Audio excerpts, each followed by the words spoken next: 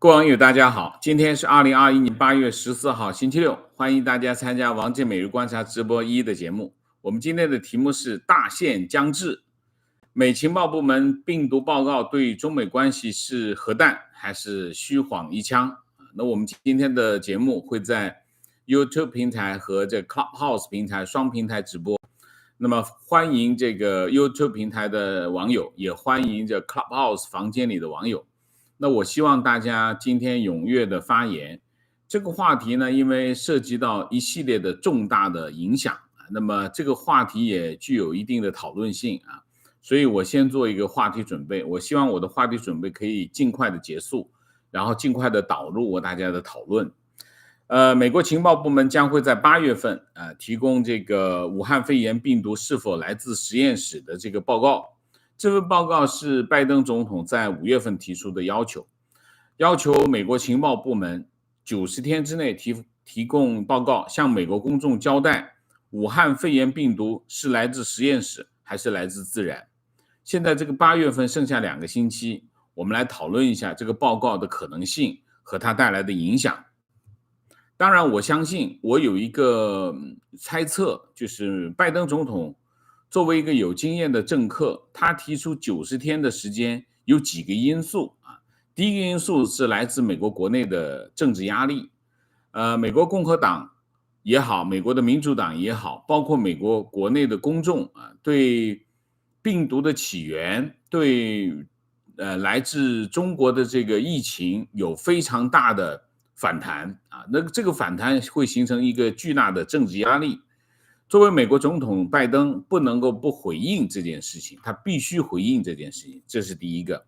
第二个，他把这时间拉长到3个月90天的时间，为自己的政府部门和情报机构提供一个战略空间，也为美国准备做这件事情提供这个时间上的准备啊，这是第二个。第三个，美国需要更长的时间做盟友的工作，让盟友和他站在一起，不论是做什么样的战略反应，都需要盟友的支持。所以我认为，拜登总统在提出这个90天时间，他是有一个考虑啊。另外，我也相信拜登总统手里肯定会有一个结论性的东西，就是说他在5月份提出这个报告、提出这个要求的时候，我认为他当时手上就已经有一个结论性的东西。为什么？因为他是美国总统，他不可能把未来的战略选择交给一个不确定的报告或不确定的调查调查。所以我基本的看法是，拜登总统在5月份就已经有了明确的证据和结论，提出90天的时间只是为了他做一些战略准备，提供一个时间和空间。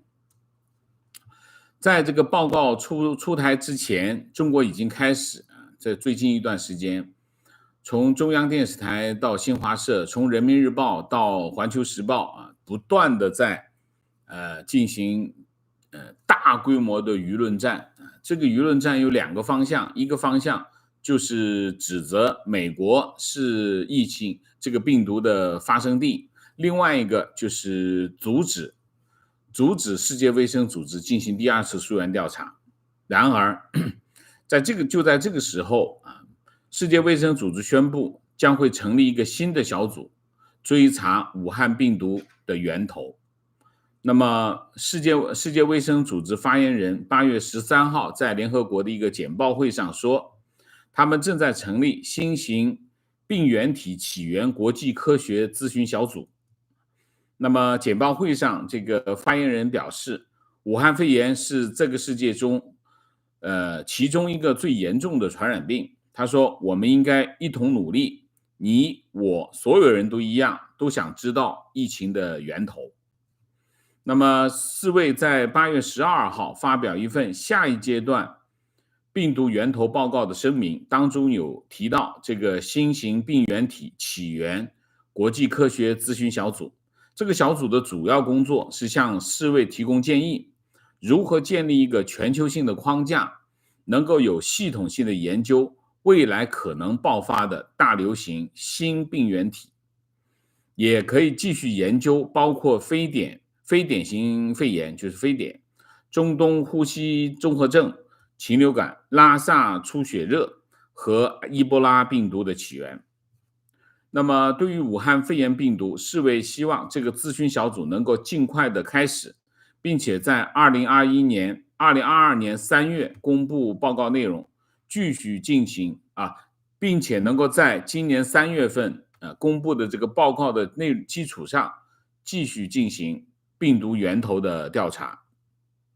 声明指出，在审查第一阶段报告的时候，世卫确定没有足够的科学证据来排除任何的可能性。那么，另外，世卫认为分析和改善全球实验室安全和操作守则，对于人类共同生物安全和保障都非常重要，包括在中国的实验室。声明特别以天花作为例子，表示世卫每2年一次到美国及俄罗斯保存有天花病毒的实验室进行安全检查，报告也会在世卫大会和网上公开。世卫在声明中强调，世卫只专注于科学，提供解决方案和建立团结，强调在进行调查时，最重要的是可以得到所有的数据，并且以科学最佳的实践方式进行调查。美国的回应是什么？美国驻联合国日内瓦联合国使团8月13号回应时说，美国赞赏世卫对武汉肺炎起源进行的下一阶段研究，并且强调以科学数据为基础的研究以及寻找病毒的源头，可以让人类更好的检测、预防和应对未来的疾病爆发。美国表示将会提名科学家参与这个世卫的工作，并建议其他国家都提名人选参与。那么中方的反应是反对下一阶段调查。外交部副部长马朝旭8月13号召集各国使节进行病毒溯源吹风会。他说，中国对全球溯源问题的立场是一贯的、明确的，概括起来4点：一是病毒溯源是科学问题，应该也只能由科学家研究。任何一个国家都无权为一己的政治私利而漠视生命，将科学问题政治化，对别国进行抹黑攻击。然后马朝旭反对另起炉灶调查病毒来源。他说，世卫研究报告得出国际社会和科学界认可的结论和建议，各方都应该尊重。以后的源头调查工作应该也只能在这个报告的基础上进行。现在的问题是什么？现在的问题是最新的一个情况，就是今年3月份率领这个世卫调查小组到中国的这个组长叫恩布雷克。恩布雷克在瑞典他是丹麦在丹麦的一个国营电视台 TV2 的纪录片讲了一堆关于武汉调查的一个情况。他是这么说，他说调查开始的时候，中方研究人员已经反对在报告里面将疫情起源与武汉病毒研究所联系起来。他说，因为中方认为不可能，不需要把时间浪费在这方面。但是世卫专家还坚持加入，所以因为这是整个疫情溯源议题的一部分。直到报告做出结论前允许将实验室纳入，前提是不建议在这方面做进一步的调查。对于极不可能这个字眼，这个恩布雷克说这是中方的要求。他也强调，这样的字眼也意味着不是完全不可能他提出一种可能性，他说某名实验室人员在野外采集样本，不小心把病毒带到了武汉，这既可被认为是实验室外泄，也可视为蝙蝠直接传染给人类，而蝙蝠直接传染给人的假设在报告中被列为有可能。恩布雷克说，有意思的是，那间实验室在2019年12月2号搬走，恰好是一切事情发生的时间点。我们都知道迁移实验室时，所有的东西都会被打乱，整个流程都会被干扰，直到实验室日常例行工作。他强调，这次疫情爆发可能意味着背后存在人为的错误。他说，他们讲的是中方不太乐意承认这一点。整个系统非常注重可靠，一切必须完美无缺。有人可能希望隐藏一些东西，谁知道？这就是恩布雷克。恩布雷克说了一堆关于这个实验室的情况。他说的情况就是基于就是总结起来就是2点。第一点，不大可能是实验室的这句话是中方要去加进去的。第二个，这个他认为这个有可能是实验室发生的泄漏啊。那么根据约翰霍普金斯调查，那截止8月14号，这个武汉肺炎疫情在美国造成的病例高达3660万个美国人感染了武汉肺炎啊，这是第一个。第二个，死亡人数达到62万啊，这是一个非常重要的东西。对于美国人来说，武汉肺炎带来的人命损失不可接受，必须找到源头和责任人。美国人命可不是开玩笑，这是我说的。那么现在的情况是，去年11月份发表的这个民调显示，60%的受访者认为中国至少应该部分赔偿武汉肺炎造成的巨大的生命和财产损失啊，这是拉斯穆森的这个民调。那么从去年的4月份开始，就在美国各地陆陆续续出现了针对中国的诉讼啊。那么直到今年的5月份，佛罗里达1万名民众向地方法院起诉中国政府，密苏里、密西西比的当地的检察长向联邦法院起诉中国政府，要求中国赔偿当地这个受武汉肺炎影响的人命和经济损失。今年的6月份，佛罗里达法院向中国国家安全局、中国共产党、中国民政局、武汉病毒实验室发出传票，研究解决外交豁免权的问题。那么6月23号，众议院共和党领袖麦卡锡表示，共和党人成立特别小组委员会，在隐瞒疫情真相和溯源问题上向中国追责。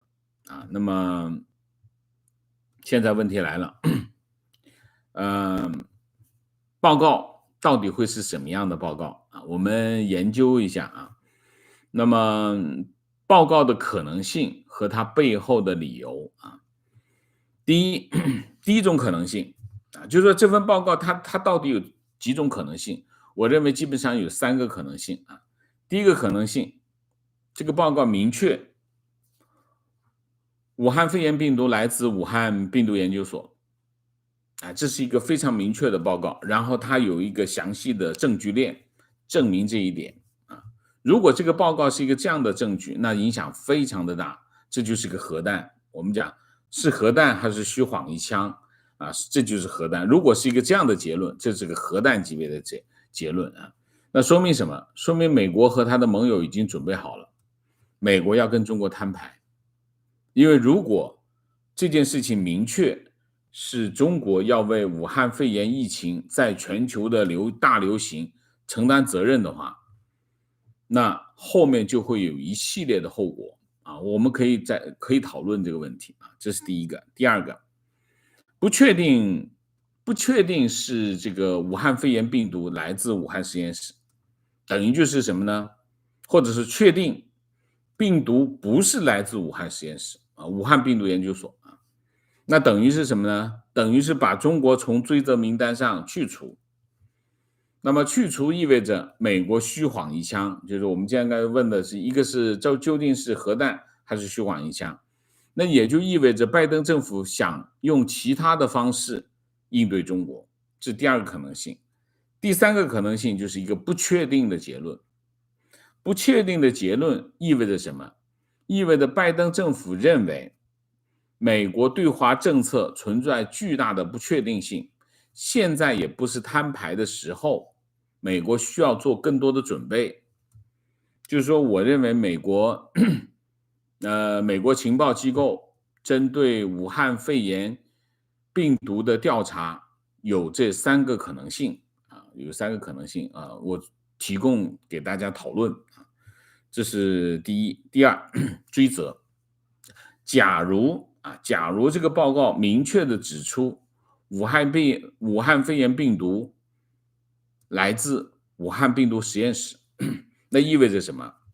意味着美国各地对中国的追责或者索赔将具有依据。那现在就是，如果是追责的话，有几个问题需要讨论。第一个叫主权豁免法。主权豁免法其实不是一个国内法，是个国际法，因为国际社会有一个规则相互之间都豁免对方政府的主权豁免，避免对方国的政府在自己的国内的法庭诉讼成为一个诉讼主体这是叫主权豁免法。主权豁免法这是一个国际惯例国家互相都会建立一个这样的系统。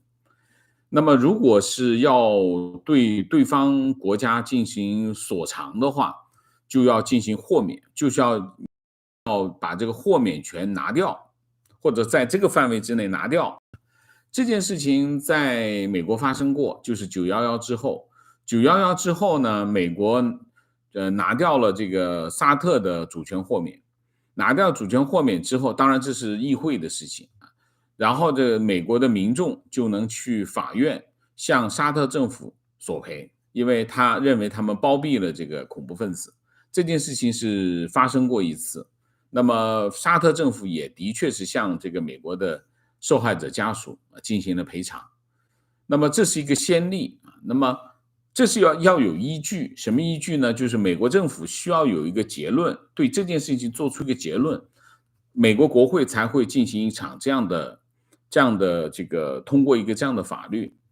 同样的情况也是这样，如果美国政府的调查报告证明武汉肺炎的病毒是来自中国官方的实验室，那中国政府就必须承担责任，也就意味着美国国会就有一个充分的理由通过一个法律去除中国的这个主权豁免权。那么美国的民众，那么美国的联邦法庭才能够去接受一个这样的诉讼案例。如果没有这样的豁免去除的话，美国的法庭就不会立案，这个案子就立不起来这是一个非常重要的前提。这是第一个这是第二个。第三个就是关于赔偿的问题。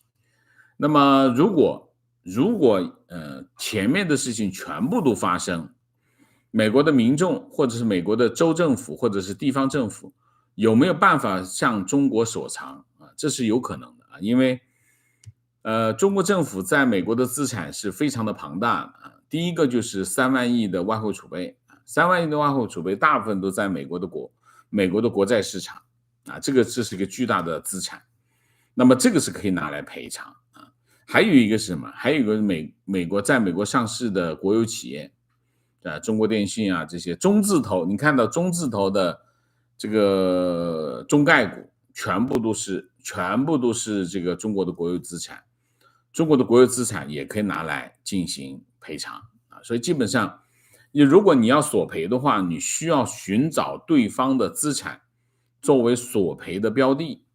那么如果是真的要发生这件事情有可能发生，因为中国政府在美国的资产非常的多，而且非常清晰这些标的是存在，这个条件是具备好吧，那我们今天呢就做一些话题准备，这个话题准备就讲这么多我希望能够尽量的请大家发表你们的看法这里面有几个问题我希望提醒大家。第一个 Clubhouse 的网友1分钟好吗？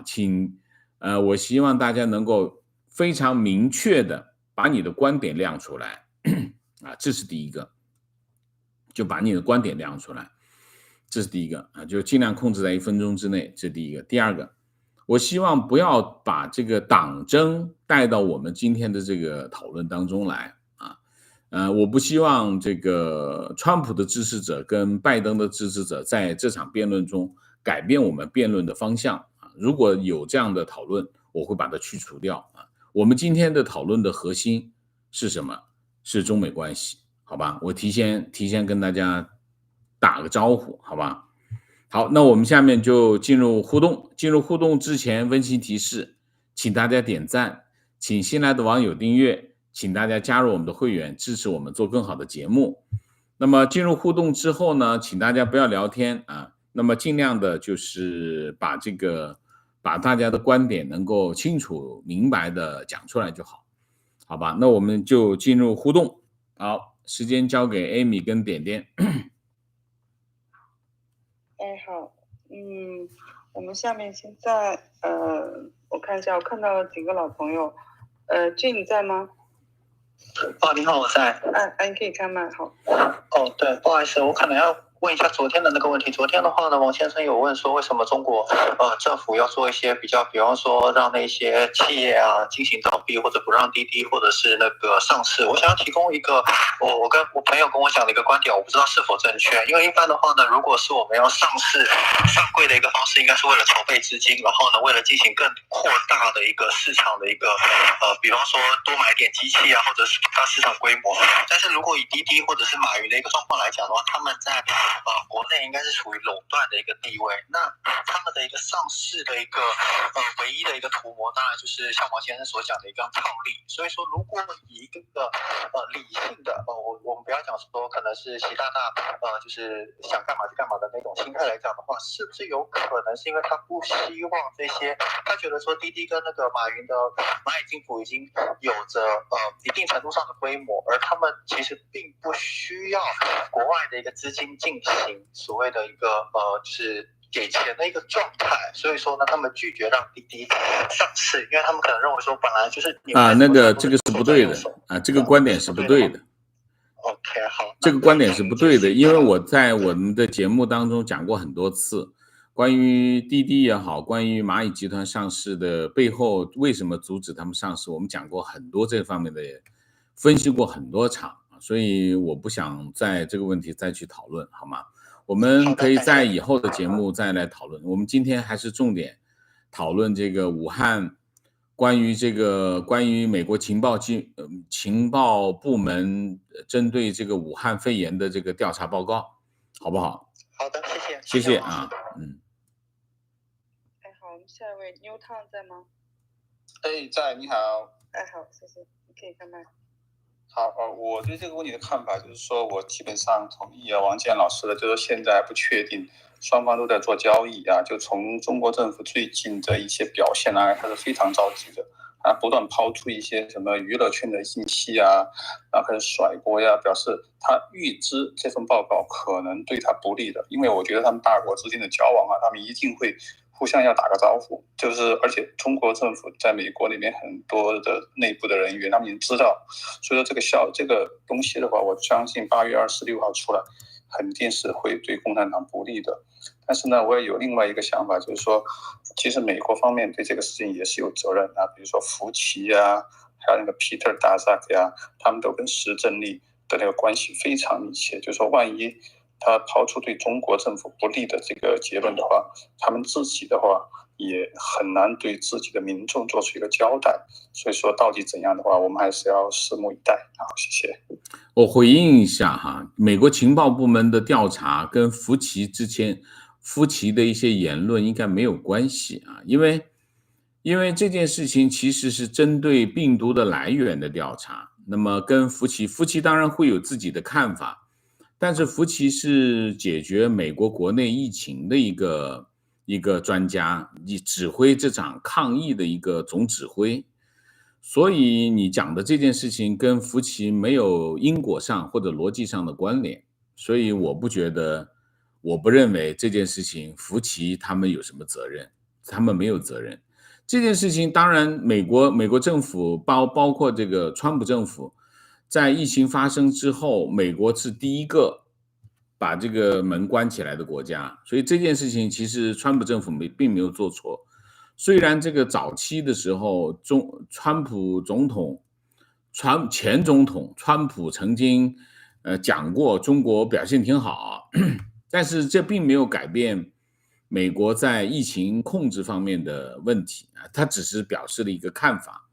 但是美国是全世界最早停止中国航班的国家，所以在这个问题上，我不觉得美国政府在这件事情上有什么责任啊。当然，你可以采取更严厉的措施，问题是美国更严厉的措施在国内也没有实行过，所以在这个问题上，我不同意你的观点。美国政府没有责任，责任要有的就是报告里面的那个情况，好吧？哎，好，谢谢。下一位金在吗？我在。你可以开麦，谢谢。我非常同意刚才那个王健先生说的这个观点。主要的责任呢其实跟任何一个国家或者政府的他们的言论啊什么的就是没有太大的关系。这主要就是说这个病毒来自于武汉实验室，那么是中共的问题。所以那么我的一个观点呢是说，我这样子想，如果这个溯源的问题美国追究下来到月底那个情报部门的最后的报告说公开以后，如果这个病毒确实来自于武汉实验室的话，可能呢全世界呢就会有一个索赔的这么一个大联盟。那么索赔呢各个方面呢，包括中共的任何的海外的资产，在每个国家的资产或者是他所就是比如说那个欠的债，就是其他的国家欠中共的债务什么的，特别是非洲国家，那可能就会一笔勾销。那么还有一些就是类似的是经济一方面，主要是在经济方面的索赔。其实美国政府呢还是并不愿意真的是用战争这个方式来解决这个溯源的问题。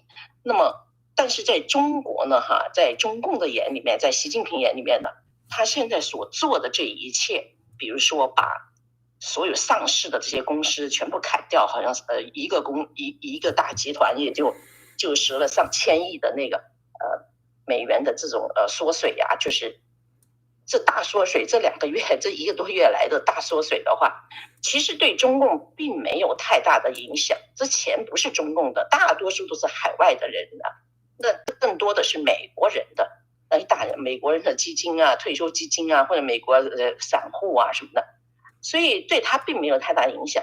他所做的，我认为他所做的现在把这些都关起来，就是把一个发现了一个感染，2个感染，把一堆人关起来，把小区关起来，封城，这样子的做法的就是再走武汉去年的道路的话，其实是他是在为一个战争做准备，就像一个演习一样的。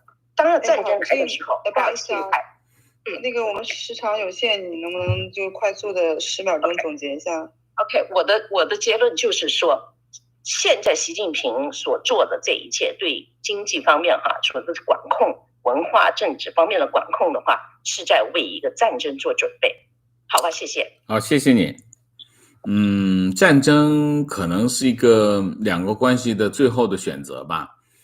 两国冲突到一定的程度，它会发生战争。但是战争是一个非常强大的一个冲击对任何一个国家都是非常强大的一个冲击。一个国家不会到最后他会选择一个战争的手段，因为这种冲击不仅仅是对对方，是对自己所以如果当然你任何一个国家都要做好战争的准备，他有可能面对一场他无法预期的战争。但是其实所有的战争并不是无缘无故发生的，就战争一定是双方的意愿，不是单方的意愿。说我要跟你打仗，对方不想打，他就不断的退让，所以最终可能会打不起来。那么战争一定是双方的意愿，就是你想打，对方也想打，最后打起来。所以从目前的情况来看，我觉得我们现在讨论战争似乎有点早。因为中间你想一下如果真的是这件事情，这个报告出来讲，这就是武汉病毒研究所的责任。那首先你看，中国方面要承担2个基本的后果，第一个后果就是经济赔偿，第二个后果就是政治后果。政治后果比经济赔偿带来的冲击和损失会更大。其实这个问题会是，你刚才讲得很清楚我觉得讲得很对。就是说大家知道，如果索赔的话，全世界都会跑到美国来索赔。为什么？因为中国的大部分的海外资产都在美国，包括中国的外汇储备，外汇储备大概有3万多亿3万多亿美元。然后就是中国的上市企业，像中国的国企都在美国上市，美国纽约交易所上市。所以这是一大笔可以索赔的标的。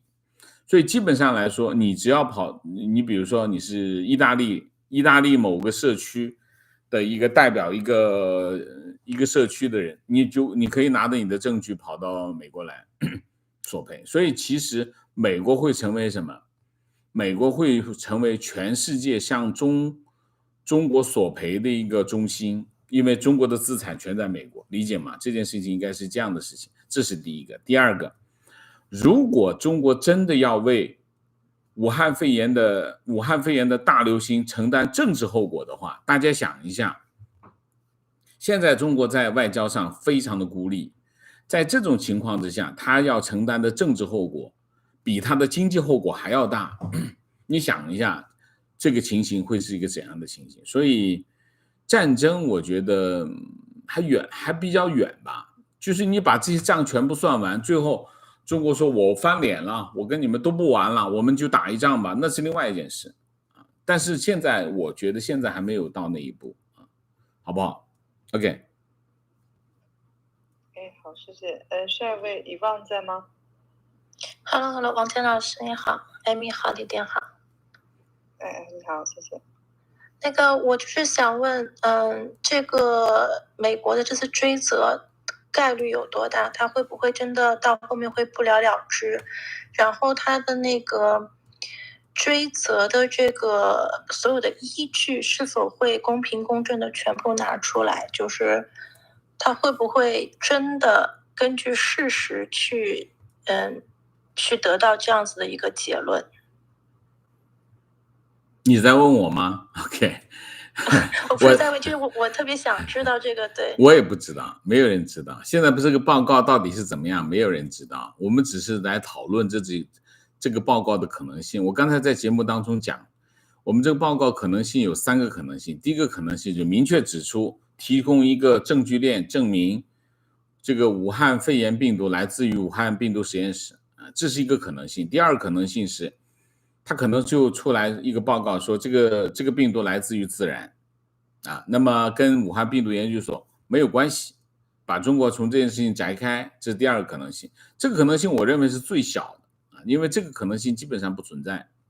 因为什么？因为就算是美国情报机构有一个这样的证据，他没必要拿出来，他可以提供第3个可能性。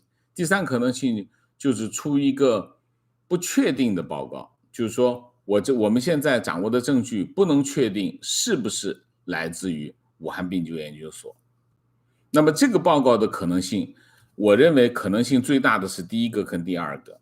那么第1个跟第2个的可能性，如果你说他是不是真的会去提供事实，他是不是提供真实的事实，他作为美国的情报机构，他拿出来的东西必须是事实，否则的话他拜登政府要承担严重的后果。然后他是不是会把所有的事实都拿出来，我相信肯定不会。作为情报机构，他肯定会做一定的保留他的情报，保护他的消息来源，或者是在政治上留有余地。所以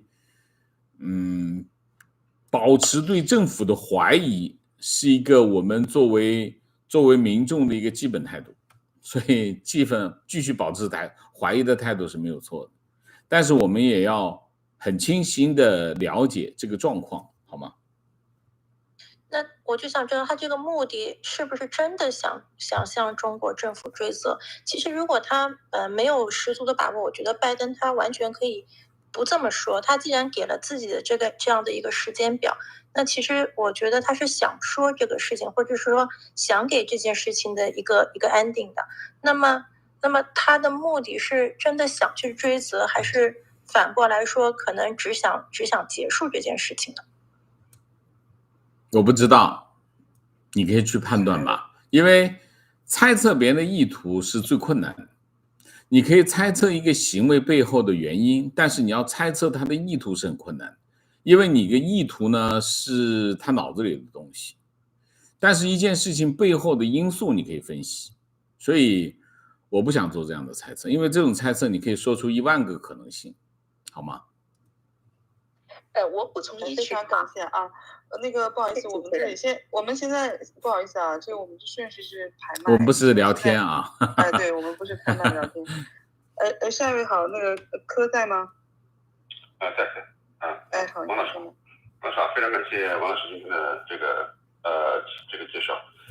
我的观点我就简短点，就是我的观点是说，从中共的历史上所有的这个历史发生过的历史来看的话，走到这个赔偿这一步我觉得是几乎是不可能的。就是说，因为就像王老师刚才说的，这个承认对于这个病毒这个溯源这个上面的这个责任和这个防控上面的扩散方面的责任，这个事情本身对于中共这个政权来讲的话，对它的政治影响，就是不至于是一个核弹级的一个震撼，就是这会导致它的这个政权垮台的。所以说呢，我觉得它在这一点上是一个非常原则的问题，就是它可以就是所有的这个就是这个财产啊，或者是这些上的影响，这些和这个其他的都和这个政治上的这个影响相比的话，都是不足为道的。我觉得这是他接触的事情，他是绝对不可能是会承认他有责任。没有的，他不可能。他其实在这件事情上，他承不承认不重要，理解吗？是这个报告本身的问题。是，但是呢，就是我们中共肯定不会承认的，不管拜登政府的报告是什么样子，他一定会否认的，这个没有疑问的啊。所以说那么他一否认的话，就谈何走到这个经济赔偿的问题呢？赔偿他不需要你承认，他也可以索赔的呀。是，但是这个执行怎么办？就是强制执行，这就像法院。当然啊，如果美国的法庭根据这个美国政府提供的这个报告，根据这个民众提供的损失报告，他判你就要赔钱，那就赔钱了。然后他指定你的标的在哪里，他指的这个美国国债市场说这就是中国的资产，他就把它封掉了，就直接就划给他了。这在当初的这个沙特也是一样的，沙特也是这么执行的，理解吗？好的，谢谢啊，谢谢王老师。OK。好，Amy 到我这边了吧？这边有很多的了，好啊，好，观点，病毒溯源报告出来，无论证据是否明确，免不了会出现美中各说各话，信者恒信，不信者恒不信的状况。特别是中共宣传部门已经对全球注射预防针甩锅美国，但是这项信息对于美国和自由世界来说是个重量级的报告，对于凝聚共识、纠责中共会有很大的注意。另一个部分是，这将是美中两国赌上国际信誉的赌注，影响力的消长恐怕是长期的，美中两国的关系恶化也是必然的。我还强调一下，刚才那个网友提出来的问题是有道理的。这个报告这件事情是这样，有2件事情是明确的。第一个，这个报告肯定是不需要中国去确认的。就是说无论是中国认可也好，不认可也好，对这个报告本身是没有任何的影响，这是第一个。如果美国政府提出一个报告指证说中国政府要承担责任，因为这个病毒来自于中国武汉病毒实验室的话，那就意味着什么？中国政府必须承担责任。如果就意味着中国政府承担责任的这个证据链是存在的话，那这个报告我刚才讲，我们为什么这个题目叫核弹性呢？就是它会产生巨大的政治影响跟经济后果，就是美国的民众将会具备向中国政府索赔的条件，当然这个条件还很漫长，因为包括美国政府、美国议会，你必须通过一个法律把这个中国的豁免权给它拿掉，然后美国政府、美国的民众才有条件去法庭提起诉讼，而提起诉讼也不需要中国政府的认可啊，中国政府要去应诉，中国政府要是不应诉的话，法庭直接就判中国输，中国要是输了的话，他就可以去，法庭就可以判中国赔偿，这个证据链是这件事情会是这么样的发生，所以跟中国政府他怎么样去回应这个报告没有关系，我们不需要讨论这个问题啊。观点，不管是个人还是政府，都不能为了掩盖错误，制造更多的错误，不去纠正。温家宝能够在当时的记者会上承认错误，得到大家原谅，死不认错是不会得到世界的原谅。温家宝什么时候在记者会承认错误了？我还是第一次听说哈，承认什么错误了？温家宝的记者会我都有去过啊。观点，很多网友觉得，哪怕是报告明确了一些内容，对墙内的影响不大。像我这样的90后，成长在中国最开放、经济增长最快的时代，现在的 CCP 在国际上的挫败接踵而至，越来越多没有听过6·4事件的年轻人会开始对体制进行反思。溯源对墙内是非常有意义的事件，尤其是 CCP 的维稳和舆论战越来越粗糙了。比如瑞士生物学家的事件，这个网友说的非常的有道理啊。对，是没错，中共的他的这个洗脑机器、宣传机器非常的强大，但是这并不能够代表他在所有的时间和空间里都能够占据主导地位，不是这样啊。有些事情他盖不住了的话，1秒钟他就崩溃了啊。所以对墙内的影响，对墙内的冲击也是非常大的啊。观点，从中方的舆论准备和拜登政府集结盟友的准备来看，美国政府已经认定了病毒来源于中共，这正是对抗中共的集结号，美国没有理由不让中共承担其后果，这也是抗衡中共最有力的武器。观点，美国当前肯定有证据，具体取决于拜登政府会选择使用情报证据还是科学证据。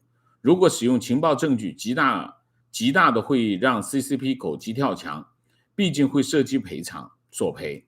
如果是科学证据，就要看两国线下如何勾兑。我不理解科学证据要勾兑什么啊？其实他只要提供证据就可以了。他甚至证据都不用提供，为什么？他只要提供结论就好。他只要有结论，证据当然可以说一部分，他不一定会全说。为什么？这是政治嘛，这不完全是个科学问题啊。观点，不管病毒来源的结论是什么，中共在隐瞒及散布疫情的重大罪行是逃不掉的。对全人类的伤害大到这种程度，主权豁免权是没有意义的。没有任何国家的主权比几百万条人命重要。如果来源是从实验室，则是罪加一等，而不是病毒来自自然，中共的罪行就可以原谅。OK， 也有道理，这个话说的也有道理啊。就是就算病毒不是武汉实验室、武汉病毒研究所，就算是来自自然，你隐瞒疫情这件事情，导致这个疫情的大流行，本身就是有责任，这个责任也是明确的。提问，现在中国媒体大肆报道病毒从美国来，我身边的年轻人没有判断力，可怕的是身边未成年人都是一概的被洗脑，毫无自己的思考。请问王老师，这样对孩子和未成年人需要告诉真相吗？可以引导他们独立思考吗？还是这么静静的看着？没有一概的结论因为什么？因为真相是什么？真相是真理，真相是个真理，真相没有一个完全绝对的真相，真相我们永远在探寻一个真相。我们想办法要让他们自己去找寻真相，而不是仅仅告诉他一个结果，因为你仅仅告诉他一个结果，他不一定会接受。这当然，这个过程是一个复杂的过程，那么你要根据实际情况来决定采取什么样的方式啊，还有你要看清楚对方是个什么样的对象啊，这个很重要啊。提问，请问王先生，疫情追责会对现有的一带一路有哪些影响？一带一路有因果关系吗？没有因果关系啊。疫情追责对一带一路没有因果关系啊。有关联吗？当然有关联，这两件事都是跟中国有关系，但是他们没有因果关系啊。观点，不管这份报告是核弹还是虚晃一枪，中共的态度可以预见死不认账。西方国家还能像当年八国联军让清朝做赔偿那样，让今天的中国承认并担责赔偿吗？个人觉得不现实。我觉得还是这个问题，我还再讲一遍。中国政府在美国有庞大的资产，所以只要美国认为这件事情是成立的，美国的法庭接受证据，然后美国的国会通过这个豁免权的移除，那中国是有可能要承担赔偿责任的啊。当然，这中间就会发生巨大的政治后果啊，这有巨大的政治后果。我讲的是什么？我讲的是在技术上是成立的，就是说，如果美国政府确认中国的责任，然后美国国会因此把主权豁免权拿掉，就是把主权豁免权去除，美国民众到法庭，到联邦法庭去索赔，然后法庭是有可能判美国的民众赢的，那也就是说，美国的民众有可能获得赔偿，而这个赔偿的资产来自于中国的外汇储备，或者是中国的这个上市公司、国有企业的上市公司，这都是资产，都可以赔偿，这是现实的，技术上是成立的，但是政治上的原因有可能发生不了，这是另外一个层面的问题，不是这个层面，技术上是可以成立的啊。观点，没有人会对中国发动战争，除此以外，所有的手段都是可能的，就看美国的决心了。不过我也不看好，最可能的结果是不跟你玩了，软性脱钩，这也是中共期待的最好的结果。中共迷信时间能冲垮一切愤怒，就像所有国内的热点一样，来得快，去得也快，也像89一样，像香港一样，用时间换机遇。2-3年之后，资本会主动亲近中国，那个时候重新再来。我不同意，我不认为是这样。为什么？中国在国内行得通的一些事情，在国际上是行不通的。为什么？中国在国内，它控制媒体，它控制出版社，它控制所有的舆论工具，它的一个决定可以让这件事情在公众视野当中消失。所以为什么在中国很多事情发生之后，然后中共让它消失，这件事情就公众记忆就没有了，这在中国是发生的，但是全世界并不是这样。所以这件事情你说啊，这个我只要把时间拖过去，大家就忘记了，这是不可能的事情。美国的媒体、美国的公众、美国的各界，他会把这事情再拿出来讲。当美国公众再次讨论这个问题的时候，你想让这件事情消失是不可能的。所以我不同意你的观点。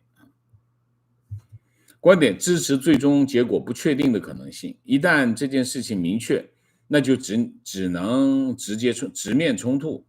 美国接下来几年要缩量了，这种级别的冲突，即使只是可能性，也会导致美元利率持续走高，全球金融市场往崩溃的路上狂奔。我也不同意。我觉得缩量跟这个关系有吗？有，当然有。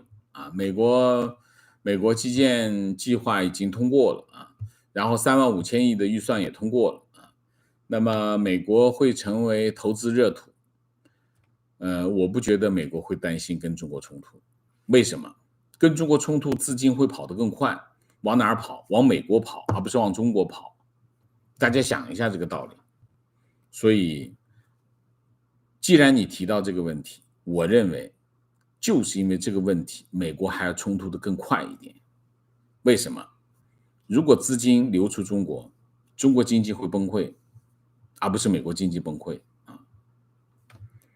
观点将发布的是不确定的报告，原因一是基于关键证据链的缺失，难以得出100%实验室泄露的结论。尽管基于目前共和党在国会的报告显示，中方人员在进行病毒的争议研究，但也仅仅是基于邮件往来、论文观等怀疑推测。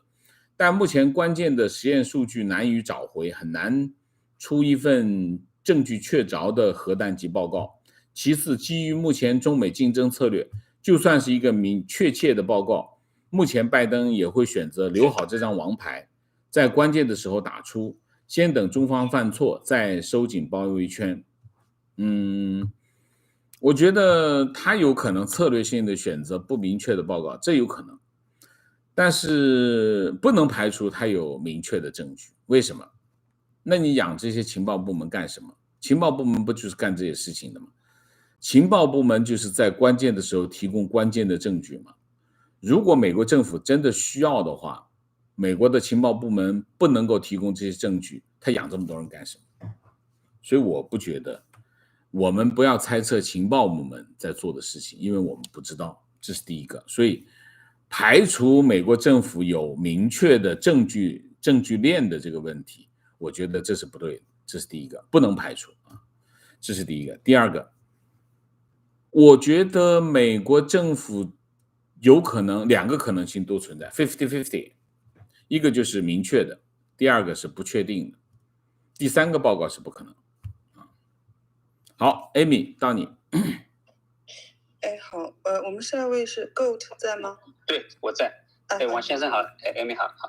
我有一个观点，我的观点是，就是说美国这次最大的目的是要联合其他的国家，来加入这个追责的这个行为，就包括不管欧美可能比较容易一点啊，但另外有那个印度啊、非洲啊、俄国啊，如果大家都参与进来，可能对那个中共的打击就非常大。如果单单美国跟中共搞的话，我觉得两方面扯皮，后来扯来扯去，我觉得不会扯到哪里去。怎么不会扯到哪里去？你开玩笑，美国民众要是向中国追责的话，至少追个3-4万亿没问题啊，3-4万亿美元没问题啊。涉及到下面问题啊，就是说你说可以有3-4万亿有美国的国债在中国的国债在美国是吧？但是这个方面呢，中国也可以来制裁的，它可以欺负，就是说把那个美国的在中国的那些企业啊什么全部没收啊，这东西吵架吵起来，我觉得大家也那不是吵架的问题啊，这不是吵架的问题，你把这件事情变成一个平等的对待方面，这是不存在的。如果美国政府真的出了一份报告，说这件事情中国政府有责任，美国的法庭接受这个证据，然后就在美国的法庭上判中国输，这和中国政府在中国针对美国企业进行一些行动的话，这是两个不同的事情。在美国的世界观，在西方的世界观，这是不同的事情。你刚刚说两个国家扯，这不存在扯的问题，这是是非的问题。那假如就是说美国不是，我们要把这件事情讲完，你别这个事情没讲完再去扯其他的，我们先讲清楚这件事情。就是说，如果美国的法庭真的有条件去判中国要赔，中国去针对美国在中国的企业进行打击的话，这是两个不同的事情。你要知道，中国要是打击美国企业在中国的利益的话，后果并不是美国政府的后果，是中国自己的后果。我跟你讲，这个后果中国就让这个资金跑得更快一点。所以呢，这件事情是不会发生的。这件事情要发生，美国政府也有理由去找中国算账。这个中美之间的实力悬殊，你要找美国政府没有理由找中国算账的话，你就算了。如果中国政府真在做这件事情，美国政府要去找中国算账，后果是非常严重的啊。但你不觉得就是最近中共做的事情啊，打压那些很多企业啊，他不就在做那个闭关锁国的这种行为吗？那是另外一个议题，我们先就这个议题讨论下去，好不好 ？OK。啊，如果这样扯的话，还扯得完吗？扯不完呢。OK， 继续 ，Amy。哎，好，我们尽量就是我们不是对话，就是就一次把自己的观点跟问题就讲完，好吗？因为这样确实后面排队的人也挺，等着也挺焦灼的。那 Fred 你在吗 ？Fred， 你好，我在。哎，可以开麦。你好，王老师好，各位好。我的观点是，第三种可能性居多，就是说那个没有一个明确的结论。我的理由有几个，一个是在那个拜登总统他那个order 这个调查的之后，有一个情报部门的有一个回复说，他觉得这个就是调查不会有非常明确的结论。第二个就是说前几天那个 CNN 他有说他有内部消息在放风说这个报告。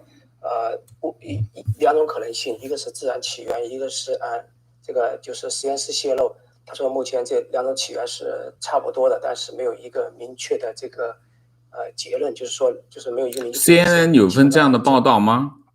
我看的 CNN 的报道只是说美国获得了武汉实验室的病毒基因数据啊，没有说到你说的这个啊。就前几天还有一份这个报道。你查一下，就是可能2-3天前吧。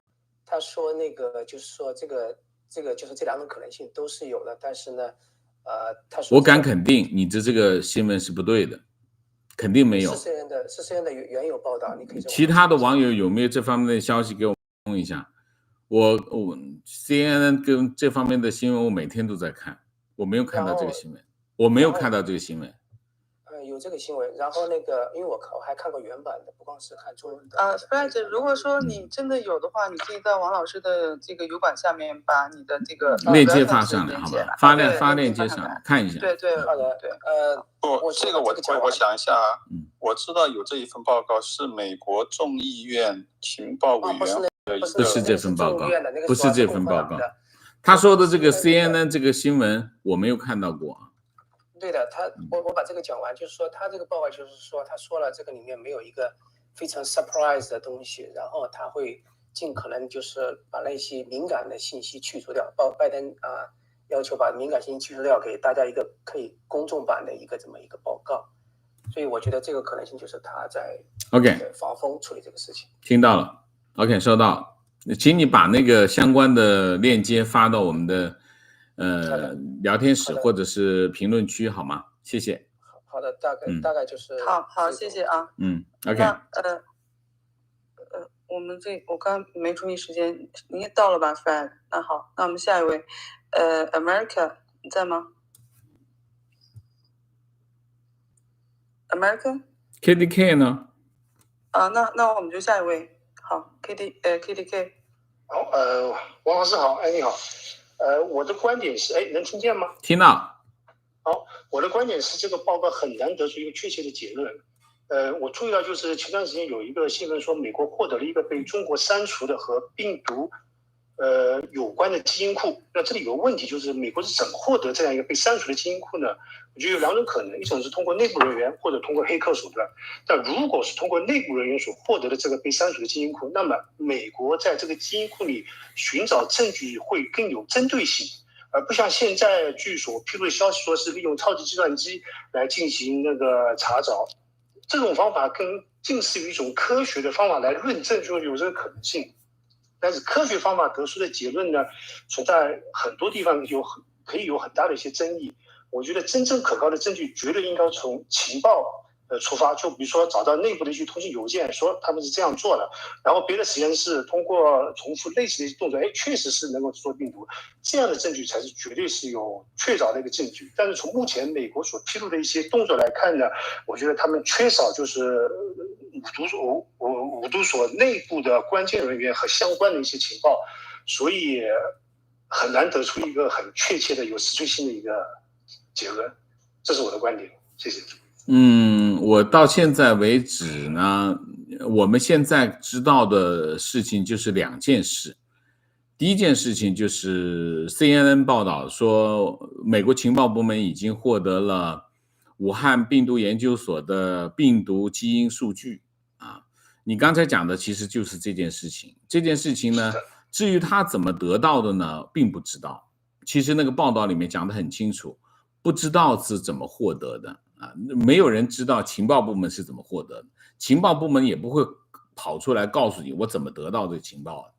这是第一个。第二个，美国的情报部门到底还有没有其他的情报也是不知道的，因为情报部门不会告诉我们，因为他们是情报部门。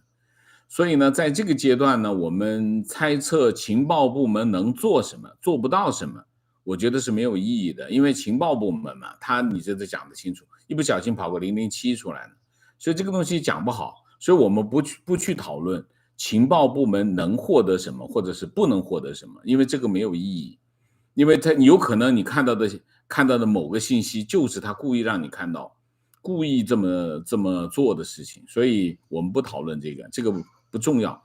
重要的是什么？重要的我觉得我们可以讨论的是，包括已经透露出来，就是说 CNN 说的那个武汉病毒研究所的病毒基因数据库，我觉得我们都可以忽略它，因为它有可能是一个信息战。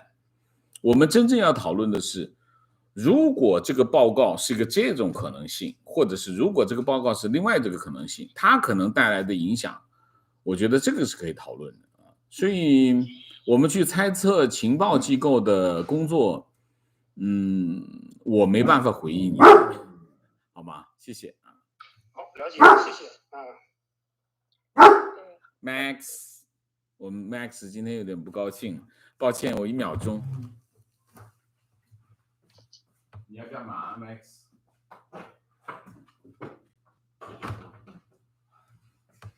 Max 本来很乖，在这里静静的躺着，结果现在扛不住了。OK， 继续。好的，好，那个下位 Sarah 在吗？喂，您好。哎，好，你可以开。王健老师您好，从很久之前听您的节目，然后印象最深的有一期就是您讲过，有一段时间金正恩没有出来，很多人都猜测他生病了或者生命垂危了，您就说他是个人独裁，这种随意性很强。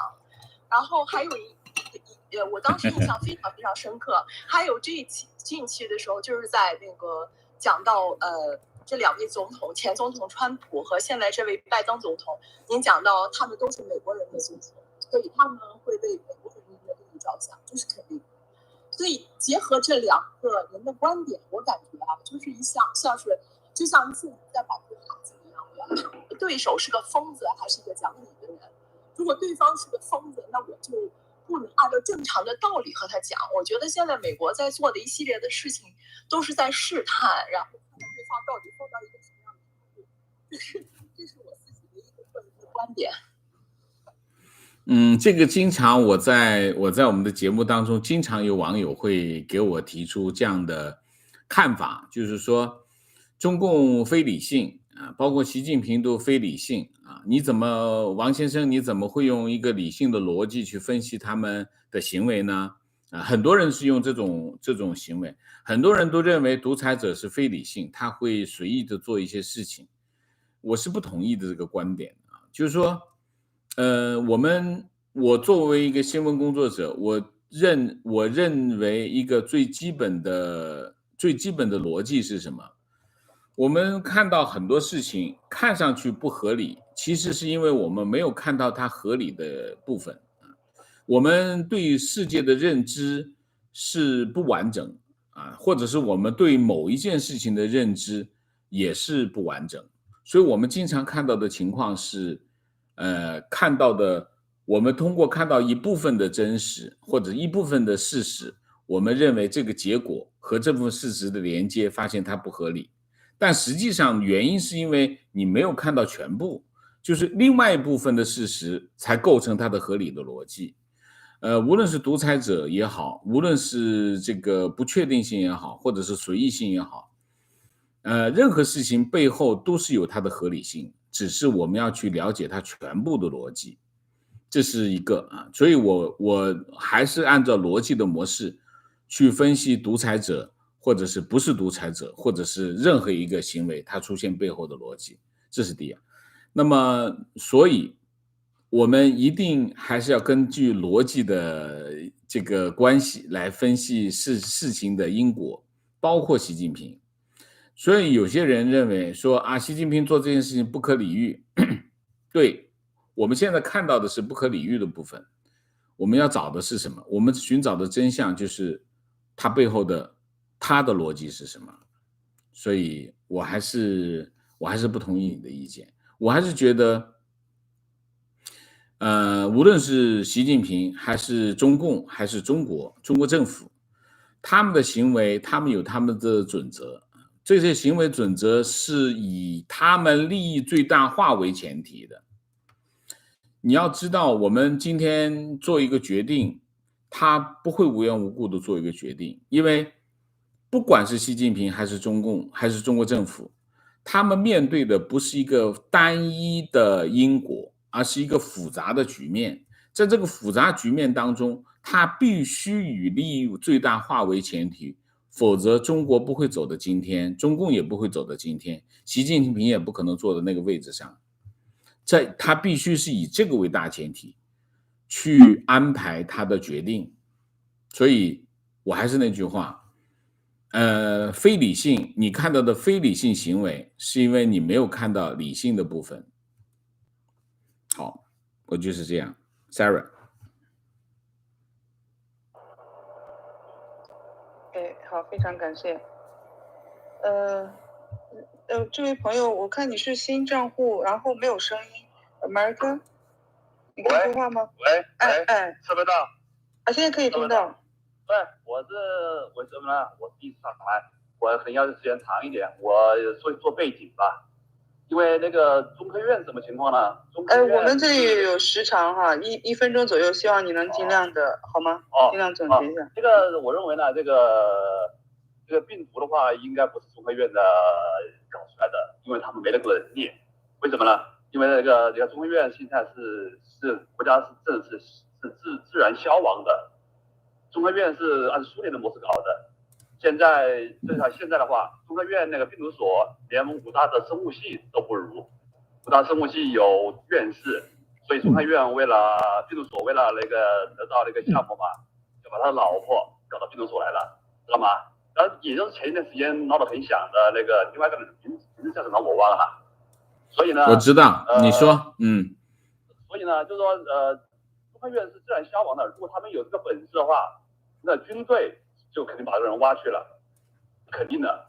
而且，那个你发病的时候是在武汉是3镇，武昌、汉阳、汉口，它是汉口发病的，离病毒所大概有60公里。而且武汉病毒所的周围封的时候，是国家统一要求封的。是吧？就它并不是说是内部偷偷封的，懂没有？而且就是说，因为我家里住的离武汉病毒所多远呢？100米。所以，当然你说，但是如果说，所以这个报告我估计没什么东西。第一，第二，但是你说那个追究他们隐瞒这个事实的责任，那肯定跑不了。那你隐瞒事实造成全球这么大的那个灾难，你追究他也是应该的，是不是 ？OK， 你讲完了吗？大概讲完了。好，谢谢。不够了。我还OK， 谢谢。因为昨天那个你们谈那个，好，谢谢。好，来，谢谢。好，非常感谢啊。好，下一位兰在吗？我在。王老师，我想说的我的想法是结论，就是说这次的报告很有可能还是2种可能性都有，然后他下一步要做的是就是联合盟友，然后联合国际上的一些组织，然后施压，然后让世卫能够重新去调查。我的论点，我的想法是这样，就是说美国他就算提出来一个他的结论，它最后它还是要归根到它的国际策略上，它是要在一个国际框架下进行组织。比如说你对这个中国病毒所有个结论，那你下一步是要对中国施压，那如何施压？你必须联合盟友，那你提出来的这个结论也必须要说服盟友。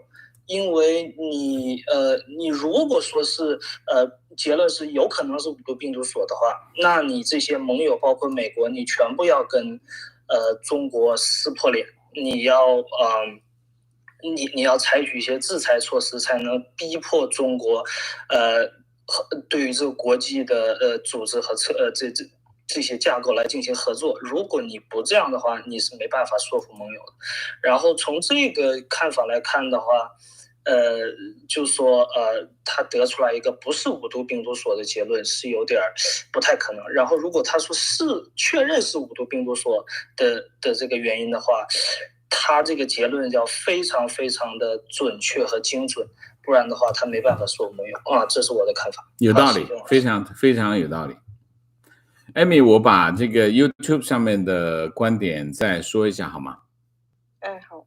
观点：这份溯源报告是堵上了美国官方的微信，是未来史学家研究这个时代疫情溯源的重要文件，所以这份报告会非常的严谨，也会未来载入史册，成为当代最重要的溯源报告之一。老共才会这么怕。我认为美国政府或者任何一个民选的政府，他要出一份这种报告的话，一定是必须很严谨，必须是经得起推敲的东西啊。当然还有一点就是关于信用的问题，关于真实的问题啊，这在中国是稀缺啊。全世界敢撒谎的政府，它通常都倒台，所以这个问题我觉得倒不是很严重，因为他不敢撒谎。他当然他是有撒谎嘛，有撒谎，他可以选择不说，但是他不敢撒谎。为什么？社会监督啊，美国国会是干什么的？美国的媒体是干什么的？所以政府很难撒谎啊。观点：即便是不确定的结论，也不会是一个中性的不确定，他会提出相当的事证来连接中国的责任，只是证据链还不够完整。这样的结论虽然不能让法院判罪，但政治上的冲击与确定的结论相差无几，也有道理啊。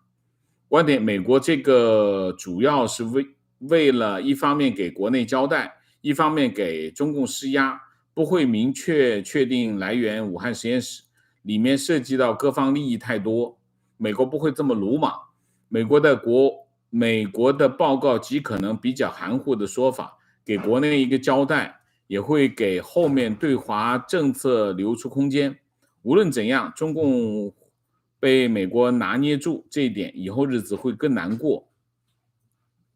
涉方各地利益是什么？各方利益是什么？我不理解啊。他涉及什么利益啊？涉及什么利益？我们不能够拿一些不确定的东西作为理由啊。当然我是同意说，他有可能给一个比较模糊的说法，他是有可能，但是因为鲁莽，我觉得是不对的啊，我不同意啊。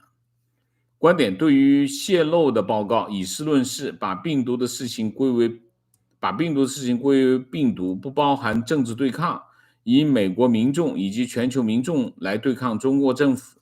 如果中国政府施压美国国民，那么拜登的mandate 就会无限增加，而大多数西方政府也会因为美国做前锋，又有社会舆论的推动来支持美国制裁。